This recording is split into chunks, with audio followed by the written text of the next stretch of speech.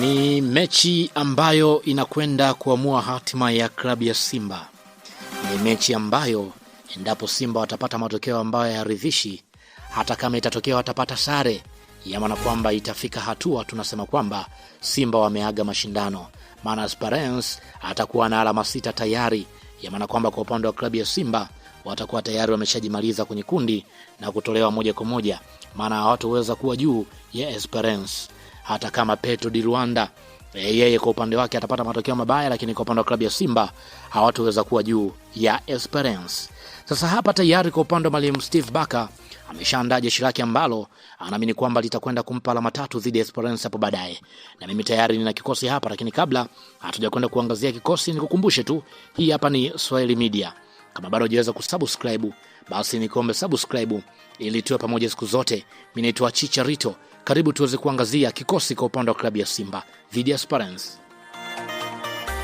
Wanakuambia kwamba hii mechi ni mechi ambayo haitakiwi kuwa na papara. Kwa upande wa klabu ya Simba wanahitaji nidhamu, haswa pia kutokufungwa, lakini pia kuwa na mashambulizi yenye mpangilio. Golini yupo Jibril Kasali. Kasali tunafahamu ni kipa mtulivu, mwenye maamuzi sahihi. Mara zote tumeweza kumuona kwenye mechi zote ambazo amecheza. Jukumu lake kubwa ni kuongoza safu ya ulinzi, lakini pia na kuanzisha mashambulizi kwa pasi ndefu ambazo zinakuwa ni sahihi zaidi. Lakini pia kwenye upande wa beki ya pembeni kulia yupo Shomari Kapombe. Kwa upande wa Shomari Kapombe tunafahamu huyu ni mchezaji ambaye amekuwa ni mzoefu, hasa kwenye hizi mechi ambazo zinakuwa na pressure. Ana nidhamu ya ulinzi, ana uwezo wa kupanda na kushuka kwa wakati wote. Atahakikisha upande wake haupenywi, pia atasaidia mashambulizi kwa tahadhari zaidi. Lakini pia kwenye upande wa beki ya pembeni kushoto yupo Nixon Kibabage. Upande wa Nixon Kibabage tunafahamu ni beki ambaye ameongoza nguvu zaidi kwenye upande wa kushoto. Kwa upande wa kocha atakuwa akimtumia zaidi kuzima ile kasi ya mawingo wa Esperance, kwa sababu ndio ambao amekuwa anawategemea zaidi kwenye mechi za hivi karibuni. Lakini pia nikienda kutizama kwenye upande wa beki wa katikati yupo Rashid Dirak.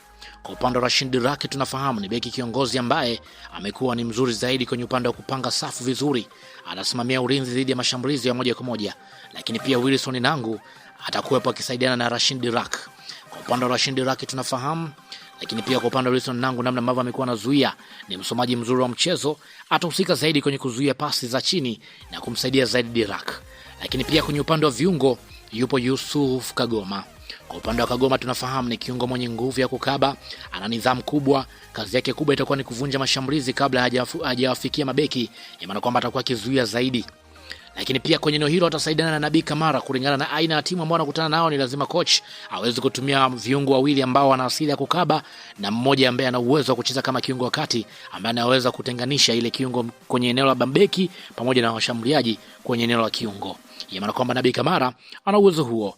Kratos Chota Chama Mwamba Rusaka atasimama kwenye eneo la kiungo mshambuliaji. Kwa upande wa Chama, huyu ndiye ambaye atakuwa ubongo kwa upande wa klabu ya Simba.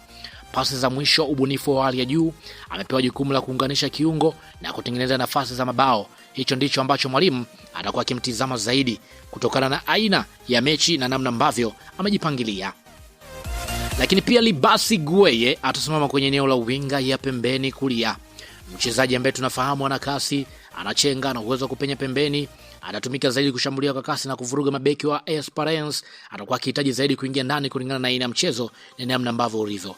Lakini pia Morris Abraham atasimama kwenye eneo la kushoto kutokana na aina ya mfumo ambao mwalimu mkuja nao, na kama Morris atakuwepo ni mchezaji ambaye tunasema mchezaji kivuri.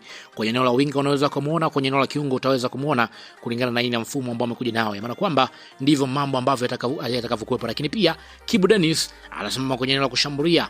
Kibu tunafahamu bado hajaweza kufunga, lakini anakuwa na msaada mkubwa kwenye eneo la mbele kulingana na namna ambavyo uwezo wake kukokota na kusimamia mpira zaidi. Ya maana kwamba mpango wa kocha atakuwa akihitaji ulinzi wenye nidhamu, Kagoma na Kamara kudhibiti katikati. Chama huyu ndiye ambaye atakuwa chanzo cha ubunifu. Kasi ya Gueye pamoja na Morris Abraham itakuwa inategemewa zaidi. Kibu atakuwa akitegemewa kutumia nafasi chache ambazo watakuwa